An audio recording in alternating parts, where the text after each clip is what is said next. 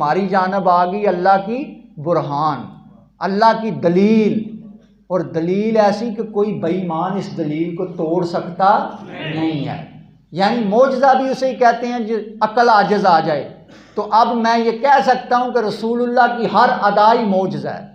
रसूलुल्लाह का दुनिया में आना मौजज़ा, रसूलुल्लाह का बचपन मौजज़ा, रसूलुल्लाह का लड़कपन मौजज़ा, रसूलुल्लाह की जवानी मौजज़ा, रसूलुल्लाह का खाना मौजज़ा, रसूलुल्लाह का पीना मौजज़ा, रसूलुल्लाह का बैठना मौजज़ा, रसूलुल्लाह का खड़े हो जाना मौजज़ा, रसूलुल्लाह का लेट जाना मौजज़ा, रसूलुल्लाह का चलना मौजज़ा, रसूलुल्लाह के जिस्म से कपड़ा लग गया तो कपड़े का एक एक धागा मौजज़ा, पानी बर्तन में है तो पानी है, रसूलुल्लाह के जिस्म से लग गया तो पानी का एक एक कतरा मौजज़ा, कुरान अल्लाह की किताब रसूलुल्लाह का मौजज़ा, बैतुल्लाह अल्लाह का घर रसूलुल्लाह का मौजज़ा, दिए मौजज़े अंबिया को खुदा ने और हमारा नबी मौजज़ा बन के आया।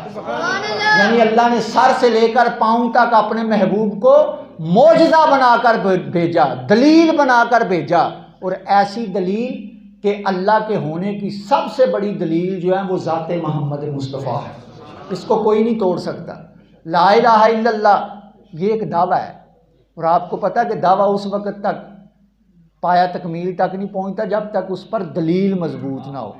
तो अब ला इलाहा इल्लल्लाह एक दावा है, कभी इस पर दलील जो है वो हज़रत आदम बनकर आए, कभी इस पर दलील हज़रत नूह बनकर आए, कभी इस पर हज़रत इब्राहीम दलील बनकर आए, कभी हज़रत मूसा बनकर आए, कभी हज़रत ईसा बनकर आए, और आखिर में सबसे बड़ी दलील जो अल्लाह ने भेजी वो मोहम्मद रसूलुल्लाह है। और अब ज़ाहिर है कि जब दावा दायर होता है ना अदालत के अंदर, तो जो एक होता है मुआफ़िक वकील, एक होता है मुखालिफ वकील। जो मुखालिफ होता है ना वो दावे को नहीं छेड़ता, वो उस दावे पर जो दलील होती है उस पर जिरा करता है, उसको कमज़ोर करता है। वकील को पता होता है कि अगर ये दलील कमज़ोर होगी तो दावा खुद ब खुद ही खारिज हो जाएगा। अब दलील क्या है? मोहम्मद रसूलुल्लाह, और दावा क्या है? ला इलाहा इल्लल्लाह। तो अब जो मोहम्मद रसूलुल्लाह पर जिरा करने की कोशिश करे, जो मोहम्मद मुस्तफ़ा के अंदर ऐब तलाश करने की कोशिश करे, कमज़ोरी तलाश करने की कोशिश करे, तो समझ लीजिए वो बंदा दावे का खैर खा नहीं है। ये जितने रसूलुल्लाह के नक्स निकालते हैं ना कि उनको फ़लाँ चीज़ का इल्म नहीं था, उनको तो फ़लाँ चीज़ की खबर नहीं थी, वो ला इलाहा इल्लल्लाह के भी सगे कोई नहीं है। सब अल्लाह ने उस ज़ात के अंदर ऐब तलाश करते हैं जिसको अल्लाह ने बेऐब बनाया है, जिसके अंदर कोई ऐब अल्लाह ने रखा ही नहीं है। और कायनात के अंदर अल्लाह के होने की दलील ज़ात मोहम्मद मुस्तफ़ा है। हदीस मुबारका के अंदर आता है कि रसूलुल्लाह ने एक यहूदी के साथ, या कोई मुनाफिक था, उसके साथ कोई घोड़े का सौदा किया। वो बाद में मुकर गया, वो कहने लगा कि मैंने तो आपसे सौदा किया ही नहीं। यहाँ तक कि वो झगड़ा करने पे आ गया, और जो उसके साथी थे वो भी इकट्ठे हो गए। उन्होंने कहा जी अच्छा, अगर आपने सौदा किया तो कोई गवाह लाओ। आपकी शरीयत के अंदर भी है कि कोई भी मामला हो उस पर दो गवाह पेश करो, तो तुम कोई गवाह लेकर आओ। तो आका करीम अलैहिस्सलाम ने फरमाया कि जब सौदा हो रहा था, मैं था, ये था, तीसरा बंदा ही कोई नहीं था, मैं गवाह कहाँ से लाऊं? हालांकि आका करीम अलैहिस्सलाम अगर नज़र उठा देते तो फरिश्ते गवाही देने के लिए आ जाते। आप तो नमाज पढ़ते हुए नज़र उठाएं, अल्लाह किबला तब्दील कर देता है, अल्लाह खुद गवाही दे देता।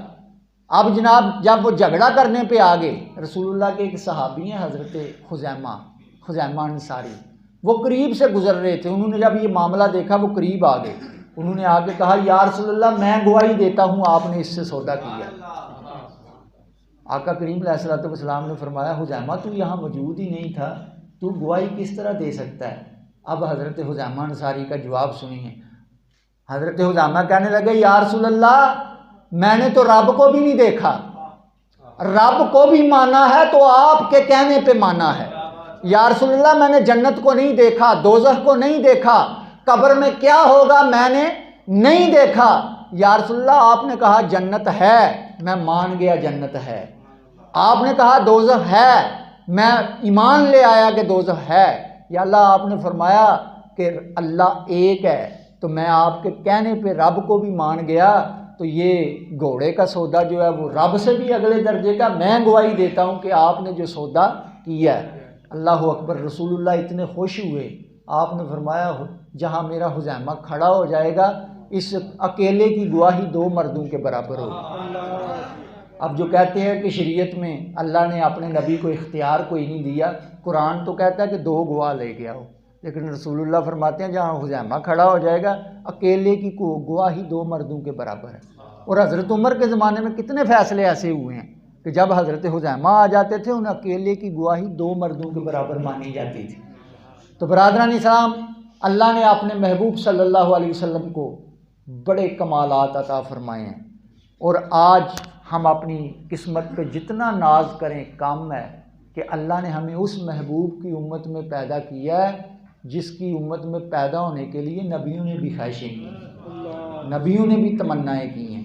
लेकिन आज ये उम्मत जो है वो पूरी दुनिया में रुसवा हो रही है। पूरी दुनिया में उम्मत को मारा जा रहा है, काटा जा रहा है। फ़लस्तीन में क्या हो रहा है? फ़लस्तीन के अंदर जिस तरह मुसलमानों की नस्ल कुशी की जा रही है, कश्मीर के अंदर क्या हो रहा है, अफ़गानिस्तान को किस तरह उजाड़ा गया। बरादरान इस्लाम, इसका सबब भी ये है, इकबाल ने कहा था कि वो मुअज़्ज़ज़ थे ज़माने में मुसलमान होकर और तुम खार हुए दुनिया में तार के कुरान होकर। घर दर से कुरान हमने ना बुलाया होता, ये ज़माना ना ज़माने ने दिखाया होता। जिस दीन के लिए रसूलुल्लाह ने बदर के मैदान में, ओहद के मैदान में, खंदक के अंदर, और जिस दीन के लिए रसूलुल्लाह ने ताइफ के मैदान में अपना खून बहाया, उस दीन के लिए आज हमने पसीना भी नहीं बहाया। जिस दीन के लिए रसूलुल्लाह के नवासों ने करबला के अंदर जो है वो अपनी जानों के नजराने पेश कर दिए, उस दीन के लिए हमने क्या किया है? मुझे बताएं। मैं अपने घर से आया हूँ, गाड़ी पे बैठ के आया हूँ, यहाँ उतर गया हूँ, यहाँ आया, 4 नारे भी जो है वो लोगों ने मेरा बड़ा अच्छा इस्तकबाल किया। मैं कहूँ कि मैं भी बड़ी दीन की खिदमत कर रहा हूँ, मैं भी बड़ी शै हाँ जी, मैं बड़ी दीन की खिदमत कर रहे हैं, मैं खाक दीन की खिदमत कर रहे हैं। मैं तो अज दीन का ना ला, रसूलुल्लाह दी शाना बयान करा, लोग साढ़े हथ चुमन, लोग सानू नजराने देन, तो फिर असी यह ख्याल करिए कि असी दीन की खिदमत कर रहे हैं। असी कोई दीन की खिदमत नहीं कर रहे और ना ही साडा कोई दीन मोहताज है। दीन इस्लाम किसी का कोई मोहताज ही नहीं, ना किसी पीर का, ना किसी आलिम का, ना किसी मौलवी का। अगर पीरां नूं, मौलवियां नूं, आलमां नूं इज्जत मिल रही है तो दीन की वजह तो मिल रही है। इन्हां दे विच अपना कोई कमाल नहीं है।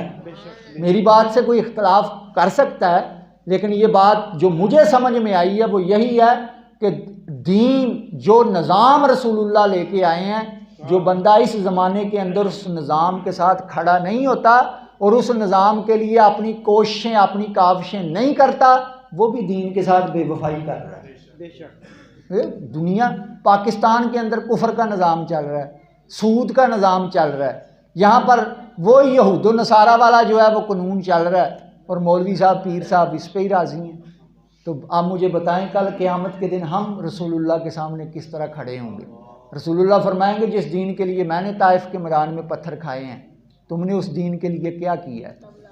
जिस दीन के लिए मेरे नवासों ने जो है वो करबला के अंदर अपने बेटों को, अपने जो है वो इज़्ज़ा व अकरबा को कुर्बान कर दिया, अपनी जानों के नजराने पेश किए, तुमने क्या किया दीन के लिए? मुझे बताओ, वहाँ हम क्या जवाब देंगे रसूलुल्लाह की बारगाह में खड़े होकर? वो दीन जो बड़ी शान से निकला था वतन से, परदेश में वो आज गरीबुल गुरबा है।